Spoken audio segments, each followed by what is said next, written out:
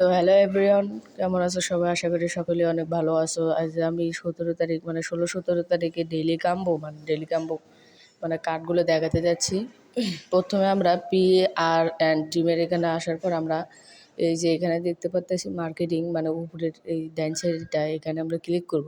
যেটা আমার 7 লেভেল দেখতেই পাচ্ছ। তো মার্কেটিং এদিকে নিচে কিন্তু কোনো কার্ড নেই, মার্কেটিং এই যে উপরে দেখতে পাচ্ছ, এটা ক্লিক করার সাথে সাথে আমরা প্রথম মিশনটা পেয়ে যেতেছি।